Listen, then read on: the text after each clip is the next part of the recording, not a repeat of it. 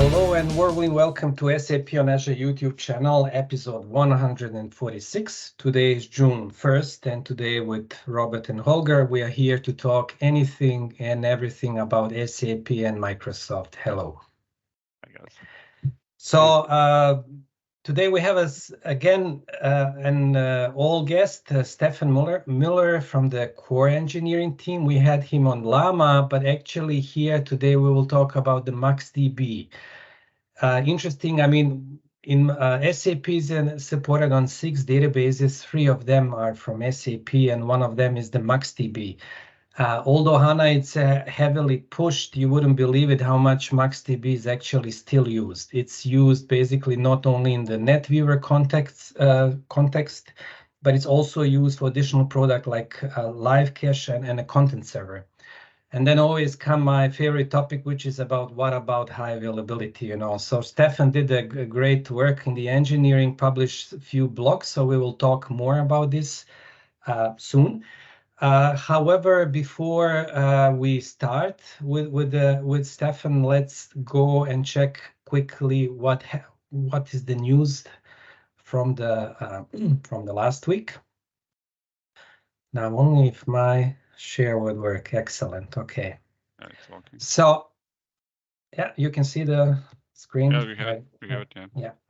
All right. So one of this very interesting, article is about the Microsoft IT. The folks who are operating the SAP system actually wrote really super interesting article about optimizing Microsoft SAP environment with Microsoft Azure. I mean, Holger and Robert and myself, we are really great fans of those guys. I mean, for me, they are really one of the best IT team operating and really very innovative, actually, in a way how they are operating the environment. Optimizing cost is a big topic. So here, generally, they are telling that they have increased cost saving by using the Azure infrastructure efficiently. And they are also, of course, generally speaking, they are more agile and scalable and flexible because they can get stuff on the demand. Generally, then they would go here more into detail about how they did exactly the capacity management, you know. So then generally they would run the stuff only when they need and when they need, and they would go for pay as you go. They also have a statement that when they move to Azure, they cut the core count of the CPU in nearly in half, which is amazing. I mean, generally, you in on-premise you always oversize because you want to be sure that you can meet the peaks. However, Robert knows and can tell you in detail this become an attitude which many customer and partner try to convert to the Azure and to the cloud, right, Robert? Yeah, I mean, this is true. And this is a very nice article where you can see the traditional suggestions, what we are always trying to share with customer, you know, to try to think a little bit more in cloud way when you're moving something to cloud. But there's something additional here, which we also advertise to our customer, is to use this dynamic mentality of the cloud. Yeah. Use something when you need, but also use horizontal scale out scaling, and our guys in Microsoft IT in SAP landscape are using that heavily. And this I think you have scale up, scale out, yeah, both directions. Yeah. And so this is a recipe for saving money in the cloud. Yeah, I mean, exactly. Very nice article. There's also some old articles which are explaining a little bit more about that, but it's a very nice article to show you actually how to really optimize. And this is, you know, this is not a destination. This is journey. Yeah, there's no end in optimizing that. So it's always point is you have to a little bit. Yeah, keep more eye on your SAP performance and need to be able to react it, right? Exactly.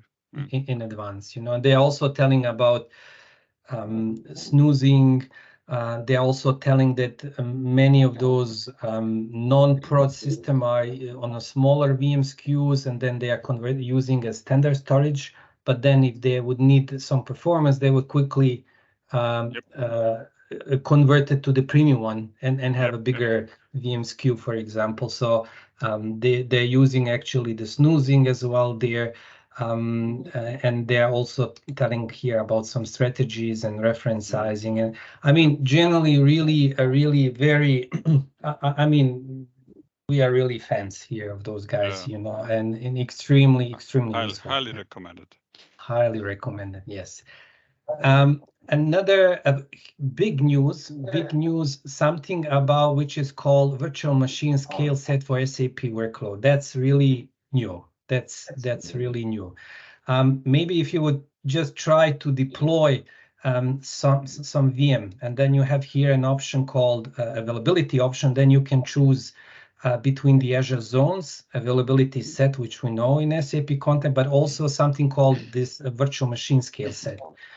And it is a virtual machine scale set is a construct very much used actually for deploying a huge amount of compute power of the same VM SKUs, and also used for kind of automatical scaling.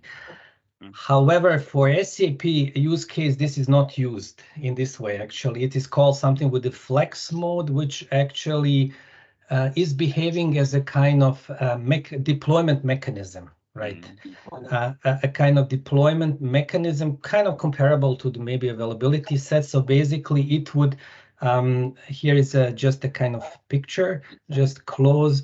It is when you can define actual logical construct where you put all your VMs belonging to one SAP system in one construct, so to say. That can be it's generally supported in the regions with the zones, across the zones, or maybe one zone. And also you would always here kind of define also something called fault tolerance equal to 1, meaning they would try to deploy the VMs across as many as possible fault domains. Maybe what people would ask, like, what is the kind of advantage, for example? And here is, I was also writing some blog, but actually, let me just make it a bit, zoom it a bit more, because I think it's maybe not readable. Generally speaking, you use just one construct. You know, you don't need a multiple availability set for the different layers. You just use one construct, regardless if that's a zonal or regional deployment. So everything becomes more simple. Generally speaking, is also we do not have a need to use a proximity placement group, which means basically we have a much smaller risk of a failure due to capacity limitations, right? And also we have much more bigger flexibility in resizing of the VMs. Yeah. So that's something you definitely might want to check it. You know, here is also some updated documentation about, okay, what is the difference? I mean, availability zone, availability sets, they are still in use. Definitely, here is something that might help in decision, let's say for the HA system, what to choose. You know, when you go in a zones with regions, or a single zone of a region, or region without no zone. So this is a kind of maybe indirectly preferred list, right? And there is always a question like, okay, for the new system, you can go automatically when you deploy it with the VMSS Flex. But however, there's always the question, okay, if you have an existing system, how you can migrate existing VMs from availability set and or zones to the VMSS Flex. So I just wrote a blog. Basically, it's about the script, which is similarly working kind of similarly compared to the previous command, PowerShell commandlets, and it's kind of implementing different scenarios. So here it's you have zonal region and availability set, and you're moving to VMSS Flex and stretching across the zones. Or maybe you already have a subsystem across the zones and you are just moving, you're leaving the same zone, but moving to the VMSS Flex. You have non-HA system in the zones, just moving them to VMSS Flex. And this is an example of region without the zones and no HA. again moving to the VMSS Flex. So the whole it's just one commandlet. I try to make it as simple as possible. It is primarily supporting the it's or covering, not supporting is the wrong word. It's covering the SAP use case or the supported SAP scenario with the virtual machine skill set. Yeah. Another block or another few blocks, and actually that's would be a transition. So before we switch to that, I think it's very important to mention. I think that the current virtual machine skill set with flex option. It's important to understand with flex option. So don't mix that with classical virtual machine skill sets. Yes. Mm-hmm. It's only today available across zones. So also Goran script is also working cross zones. So if you have something like availability set which is not zonal in combination with proximity placement or something like that, be careful, because you need to actually think about, okay, what you want to have on the end with your cross zonal deployment. Yeah. So just be aware of that, and please read these blogs very deep, carefully, because this is very important, and this is our future step, how we want to simplify and optimize SAP deployments. Correct. Yeah. So we have a great expectation here in both in reducing those allocation errors, simplifying the whole architecture, right? So it's just the one construct which you use. So yeah. I think this is a big step for the Microsoft here, especially for the business critical, highly available SAP systems. Yeah. Great. Then again, slowly shifting to Steffen. So I don't want to go more in detail, but this is just intro. One of the blogs is talking about Windows failover cluster for the SAP MaxDB.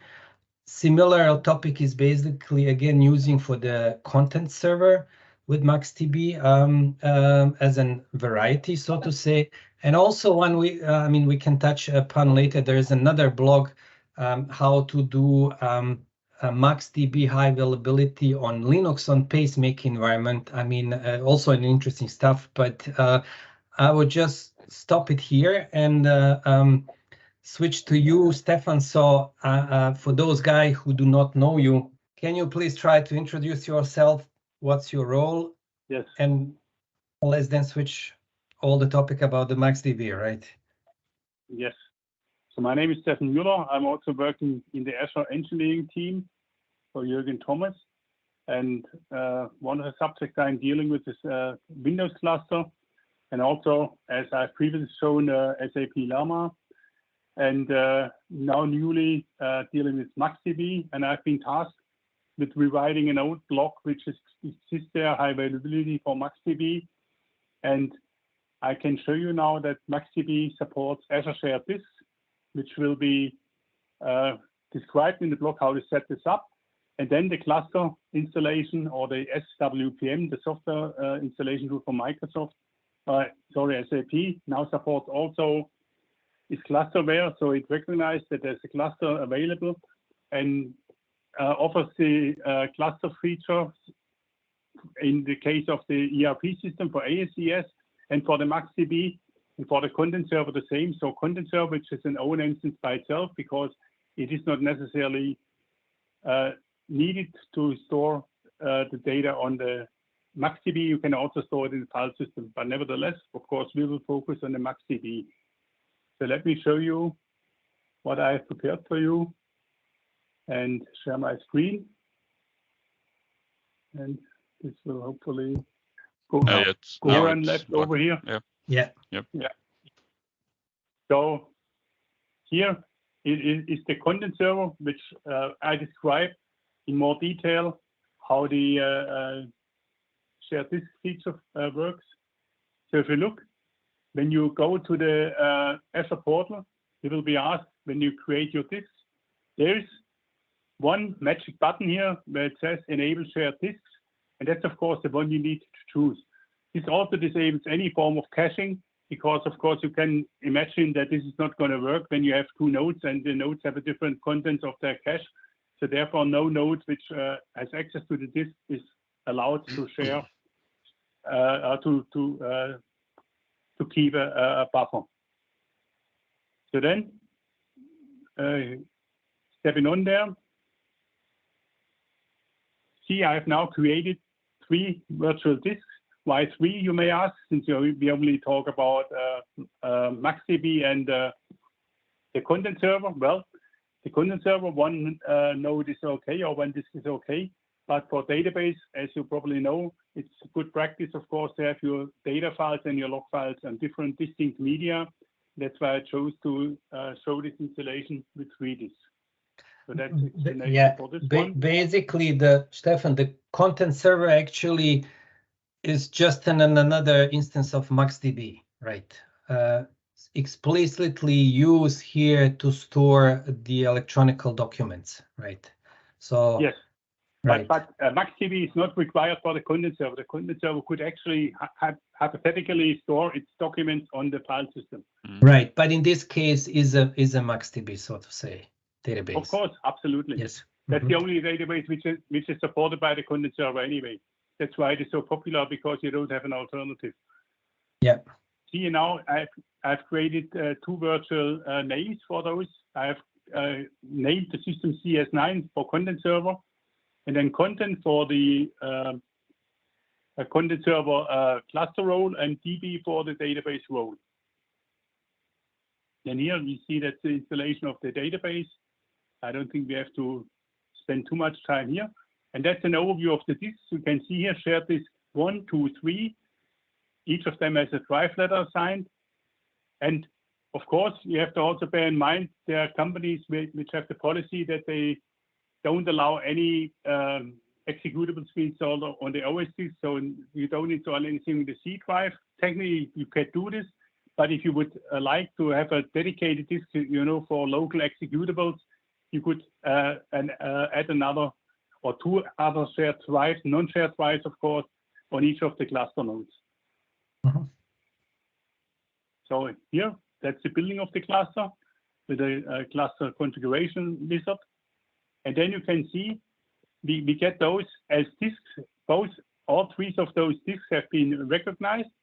And you see one of them is actually by default a disk witness for quorum. But of course, we don't want this. We create a storage account, and in the storage account, we will assign credentials of the storage account as with a configuration wizard. And then you can see the picture here has changed. Now every storage here is available. All the 3 disks are available. None of this is used as storage because the quorum is now handled by a storage account for the entire cluster. Then there are some fine-tuning options necessary. You have to do with a PowerShell to get the right parameters. And then you can see here, we are already switching to SWPM. And there are basically 4 steps. There is the first cluster node installation, the second cluster node installation for the content server, and then for the MaxDB. And here you can see the choice. So you see SAP content server and cache server first cluster node. So there's nothing about MaxDB at this point. We install the content server first. And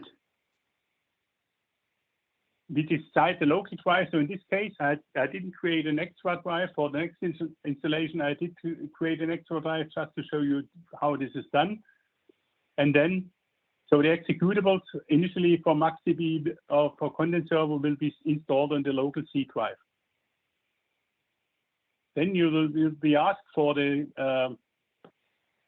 cluster parameters. So you have to define your SID again, your virtual host name, so the role of which the cluster is going to build. And then you assign whether to a content server or cache server. So we did the content server. Hypothetically, this should also be working for the cache server, but we haven't tested it yet. So something you would have to try on your own.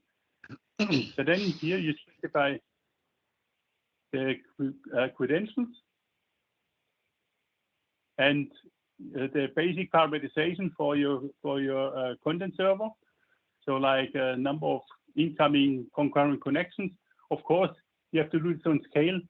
So deciding, how many documents you're going to have, how big your installation is going to be.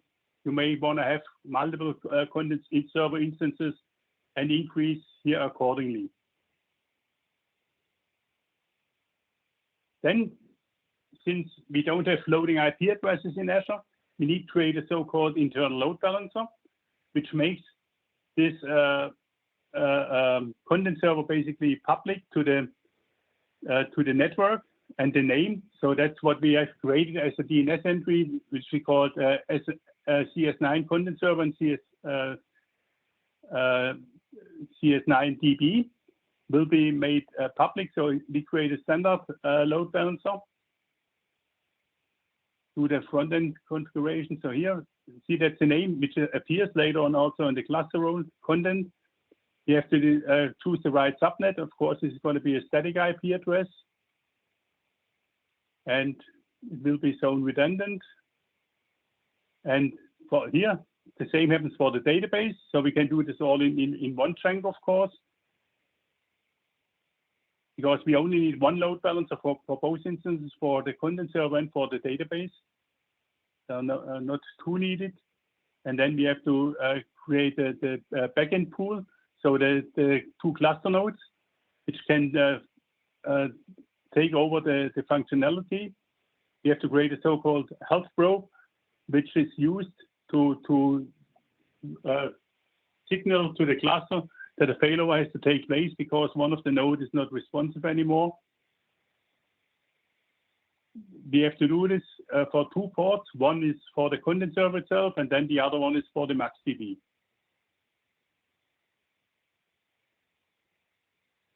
And then this needs to actually be created by a PowerShell script, which can be found here in the link is in the blog, and then you can download it, and then you can see the before and after.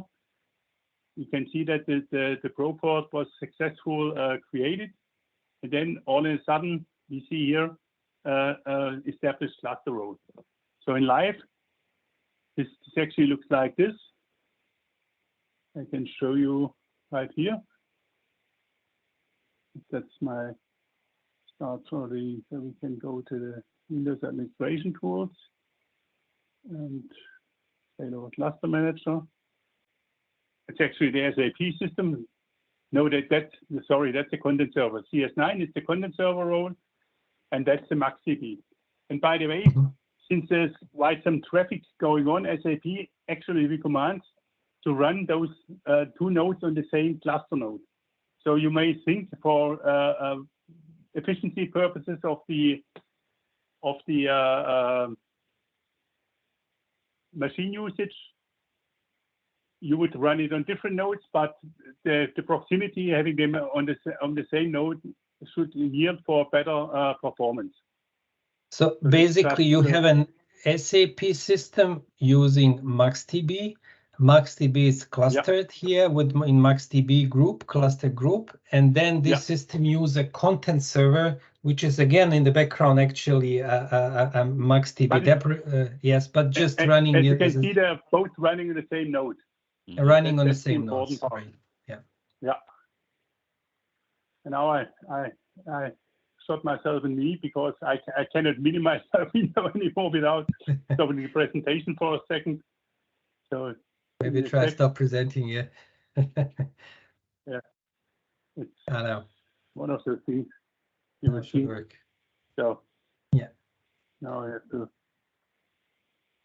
But I think, I mean, what's interesting here on a Windows and Windows failover cluster, traditionally SAP SWPM is out of the box supporting so many different stuff.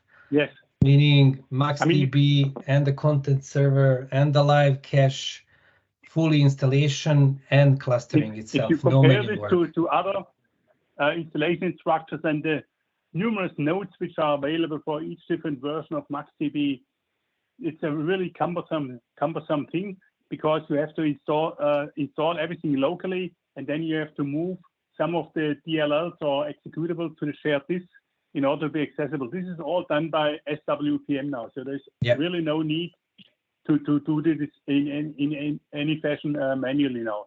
So that's a huge benefit. By the way, I want to give kudos to Alexander Kaiser from SAP, who helped me, going through this and validated this. Very helpful. So thank you very much, Alexander. And now you can see we are done with the first node. Now we do the additional cluster node. So this, if you hypothetically have, of course, 4, 5, 6 nodes if you want, and then each additional node would be installed the same way. It is also important that you run this on the target machine and you leave everything untouched. So you don't do any manual group failover or something like this, because this is all done by SWPM. So don't shoot yourself in the foot by manually failing over the role, because you want to install a second node. This is all taken care of and determined by SWPM. And this here happens actually in a heartbeat. And now you can see there's almost nothing to see. All the outcome is that's going to be finished. And then we're ready to go to the first MaxDB cluster node. And of course, for the MaxDB, remember, we had 2 shared disks, one for the data and one for the log. And the executables are actually also copied on one of the shared drives. You can decide whether you want to have it on the log and or the data drive. This is a kind of secondary. I mean, this doesn't use too much resources. The interesting part is, if you look at the way it is installed, it's under content server and then under high availability SAP content server database installation for MSCS node. So that's a little hidden. You would actually maybe expect it here under high availability directly under the content server. No, it's a known item, but not. Maybe they could here and they had already, indicated for the MaxDB, but now you know. And then you have the basic parameters for your MaxDB. So you define the rules for your SID. So that's also SE9. Virtual host name. It's the host name we have defined in DNS and with a load balancer. So that this is work which already should be have done. And then you have to decide what you want to use for password super deviating control. I mean, that's standard database task. I just showed this, to be complete. If it's complete, then we have a user which authenticates against MaxDB. And we supply a password here as well. Of course, it's good practice to write it down somewhere in a hidden place, because otherwise you would have to show your hacker skills. So then it's important for MaxDB. We have those 2 disks as said. Right now you can see here, this is already taken by CS9. So that's the content server instance. And then you choose the volumes for the disks for the log volumes. And bear in mind that you have usually one volume location, but you can have multiple files. So while this is the grand scheme of things for the log and for the data, you can enlarge the database by adding, for example, additional data files and then putting to the same log volume. This is a similar scenario, as you may know, from SQL Server. So those are kind of similar databases anyway. Yeah. So you have one or more disk for the data files of the MaxDB live cache content server, and similarly, separately, one or more shared disk for the log volumes, right? Yes, depending, of course. Yeah, if you have a large database and you need the performance of it, you could spread it out via multiple disks. Yes. Yeah. Yeah, and then you specify your file size. So this is now the individual for the max log volumes, the log files. And the individual size, of course, you have to do a sizing before. I'm sure there's some formulas SAP can provide depending on how many items you're going to store in your content server. Where you can derive information how to to an initial good installation. So now, once this is all done, we need for the MaxDB, of course, also proper. We can only install this after the first instance is done. And here, that's the script, which you can copy right out of the blog. And here you have the outcome after the execution of the MaxDB board creation. So this happens when the first cluster node is installed, and then we do this second cluster node. And here also important, don't fail over anything, leave it as it is, and SWPM will take care of it. But you still have to run it on the server which you want to add to your cluster. So in this case, you do this on the second node. Since I only have 2 nodes, of course, there are not many choices left. And of course, here you also say additional MSCS nodes. Yeah. And the SAP Ins will do the magic for you, yeah. Yes, SAP Ins will shut down the group and move over the group to the other node, and will really do the magic. And what's also amazing, as I have mentioned, there are no more executables, no more DLLs, any settings you have to do on the target system. Previously, you had to copy manual around executables according to some SAP notes or to some installation manuals. This is all stuff from the past. So here you can see now we are using those 2 disks. And now you can see all our 3 disks. 2 are used for MaxDB. The other one is for the content server. And you need to have the same credentials, of course, on the other nodes, since it's all initially still installed locally, but then SWPM takes care of the distribution and makes it cluster aware. And here now we are already talking to the content server. So that's kind of proof that the content server is up and accessible. And here are the disks and the 2 roles, one for MaxDB, one for the SAP content server. And now, of course, you have to do the connection between your SAP or ERP system and your S4 system and the content server. There is a transaction code OAC0, which yields this screen. There are a bunch of presets. I just created one tested, and then you have to provide the missing parameters here to establish connection so that actually the content server really stores, because again, don't forget, by default it stores on the disks, and we want to have this under the MaxDB. So therefore, there's a bunch of parameters which we have to provide here, and then with those values, we can finally connect and access our content server straight from our ERP system. So this is kind of the first installation I have done. So for content server, and since I needed an SAP system, to hook it up to, but better to use a MaxDB, of course, for an SAP ERP system as well. And that's the second block, which I have cut a little shorter. I didn't describe, of course, how to create a shared disk anymore. You can derive this from the first block. So here it's the same assumption. When we're talking about cluster, we are talking about, of course, the so-called single points of failure, which is usually your ASCS and your database. So both the ASCS and the database will be clustered. So of course, for the database, we have again a data and log file disk. And for the ASCS, of course, that's only one disk where this is residing on. We need to create a load balancer as well. In this case, I've prepared a system already for ERS2, where the NQ server would be also clustered.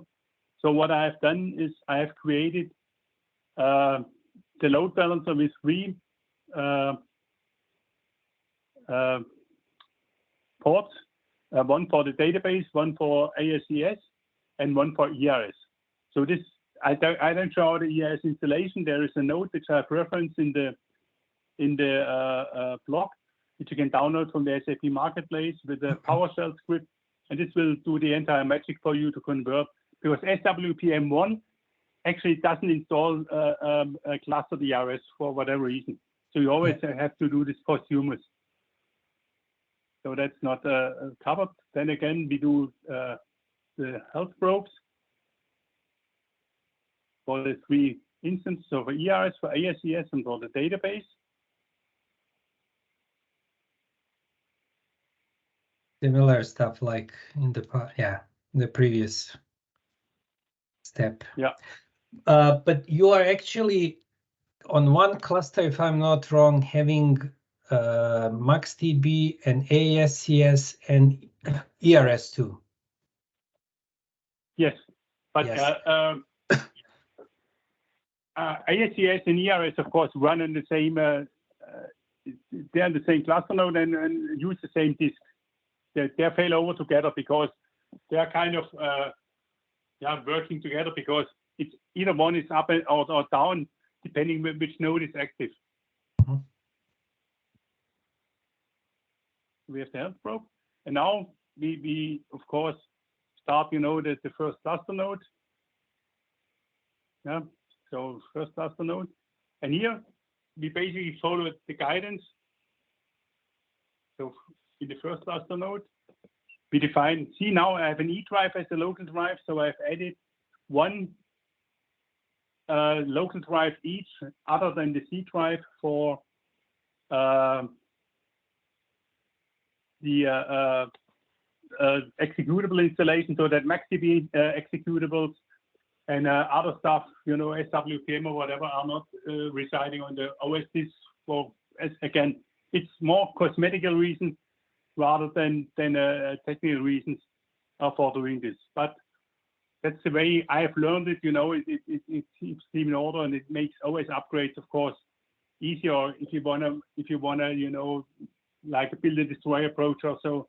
You only have to deal with the C drive, and there is nothing else residing on it. So there are some host agents, for example, you can also install on the E drive. I've referenced it here, made a comment. Yeah. So basically, the whole procedure is kind of very similar, like in the previous block, so to say. It's just you have it.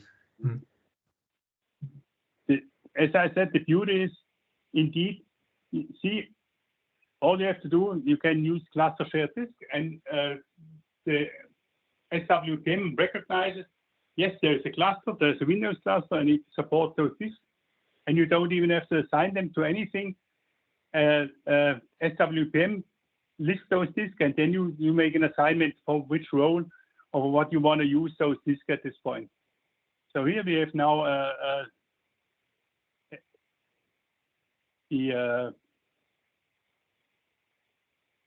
groups, and then you can see right now they're available, but now we are doing the assignment and say cluster disk 1 we're going to do for the ASCS and for the ERS, for example. ERS, by the way, by default, in SWPM is installed locally. It's only becoming clustered when we do the conversion. Yeah. I mean, okay, these steps, Stefan, are quite well also, at least for ASCS and ERS, also described in the past. But I have some just maybe more question about the MaxDB part as well. I mean, people can read it. You have very much in detail, but basically for the MaxDB, okay, they say they do support Windows failover cluster. SAP MaxDB team is supporting Windows failover cluster. They have an integration with SAP Inst. However, they require, I believe, a shared disk, so as an option, because I think MaxDB has no ability to replicate. No, they use one of the shared disks. The two we will be going to do data or log files. One of them will be used for additional files as well. That's correct, but that's neglectable in terms of size. So to have a dedicated shared disk, especially for this, would be overkill. Yeah. But the point is that's a bit different compared to other databases, because simply, even if they would be clustered, generally they do not require the share this, simply because they would replicate the content from one database node to another one, like HANA would replicate with HSR, right? I guess this is also owed to the history. I mean, if you think about how old MaxDB is, I mean, the name iterations alone, I learned this the first time when it was Adabas N and owned by Software AG. And then later on, SAP bought it actually and made it MaxDB. And then I think it was a different name in between. So that is something which, of course, SAP gives for the customers for free, so that's why there's a certain popularity for those ancillary systems like Content Server. And for smaller systems also, it's a very valuable option. Yeah. So maybe here more, I mean, this is very well, I mean, described in the blogs, actually super in detail, but also kind of, let's say, customer would ask, okay, I'm using availability set. What should I use for the, I mean, share, what kind of share disk should I use? And then maybe I would love to go to the zones and go across the zones. There are some limitations with availability sets and share disks. What I've done, actually, my cluster nodes are on availability sets. I think it was for proximity placement groups where you have to definitely, before you decide you want to go with a share disk, I have a link at the beginning of the blog which points out the limitations where shared disks might not be useful. But for, I would say, 80+% of all the cases, this should be absolutely sufficient. But in special cases, there might be a reason, you know, for staying with Sios Data Keeper or, you know, other products. So would you, I mean, okay, would you use here availability set with local redundant shared disk, or would that be supported option, or no, I mean, zonal shared disk? Zonal redundant, remember that then we run into latency options. Yes, exactly. So it has to be local. So local is the most we can do. And shared disks, yeah. It's definitely not a good idea in this case, you know, to go cross zonal, and don't forget we cannot use, or they don't allow caching at all. So it really the access time and the latency will matter a great deal. So meaning in zonal shared disk, I would expect they would work out of the box. However, an issue could be increased latency because the zonal redundant shared disk is doing 3 synchronous copies across the 3 zones, which can be far away, right? Yeah, and if the data centers, which is sometimes the case, you know, miles away from each other, you know, this latency matters. Correct. So from our side, do we say a zonal because of the latency? It's not supported, although it does work, but it's not supported because of the potential zonal issue. Quite frankly, I guess that's the reason. I personally haven't tested it because it was kind of not an option. I mean, why would you choose something, you know, which is, you know, already it's slower? And in this case, the cost may outweigh the benefits. I mean, it's hard to say, you know.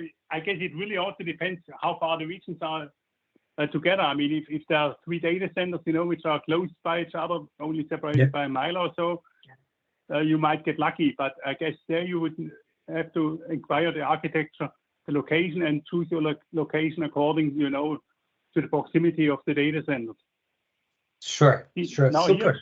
We do the ERS, and the ERS, of course, as said, is initially locally. Then the installation is finished. We do the Pro port. We do a Pro port for the ASCS. And of course, we would have to do the same for the ERS later on, which is done separately, not covered here, but the link to the SAP node is there. And now you see we do the same for the second node here.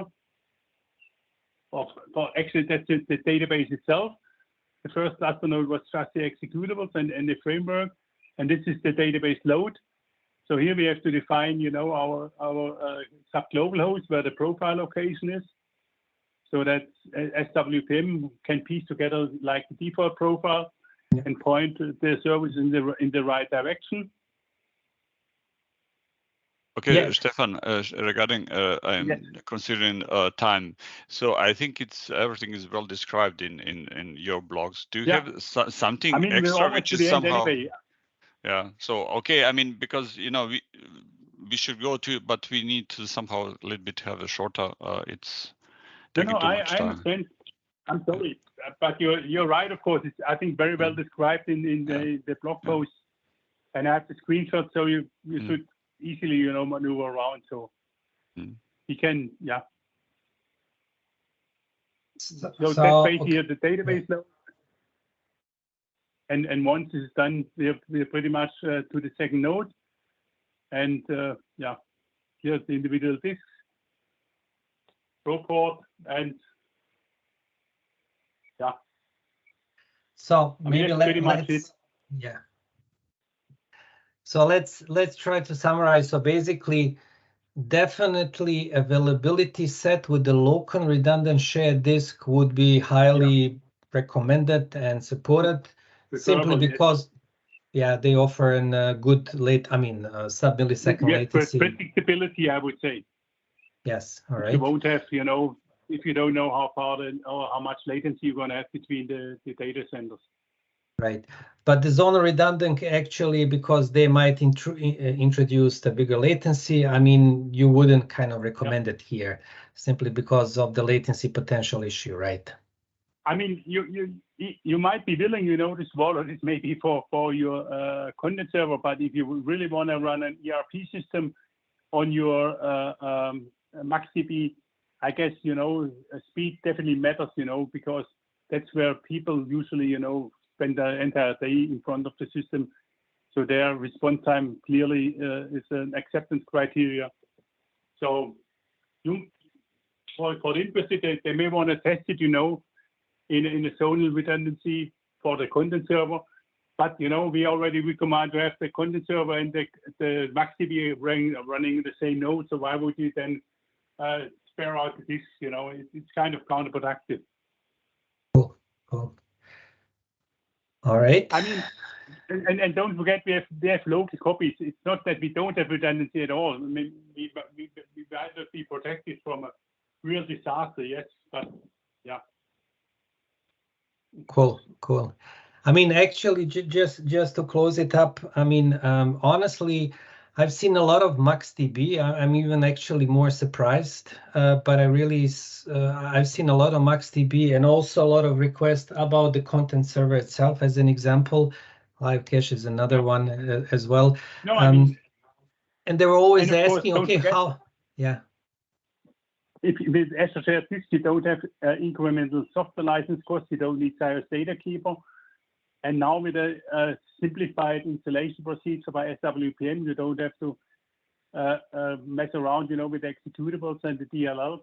Exactly. So it's a pretty straightforward guided installation, and I guess that's what the blogs also show. And I guess those are two of the advantages. Is it perfect? Maybe not, but it's at least an advancement. I would say it's a significant advancement compared to the old documentation. And by the way, there's also at the top a link to the SAP documentation, because this by no means should replace any SAP documentation. So this should add to it and should help to visualize, you know, the procedure and to kind of put the procedure in sequence.